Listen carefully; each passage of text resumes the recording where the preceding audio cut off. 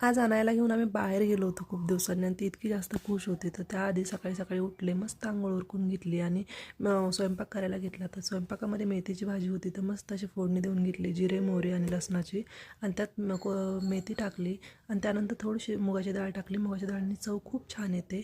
मीठ टाकून त्याला थोडा वेळ वाफ यायला ठेवलं आणि मग म्हटलं चपात्या पण करून घ्याव्या. तर साईड बाय साईड चपात्या करून घेत होते. तर मस्त अशा त्रिकोणी चपात्या करते, कारण माझ्या घरच्यांना पर्सनली त्याच आवडतात आणि खूप सॉफ्ट होतात म्हणून.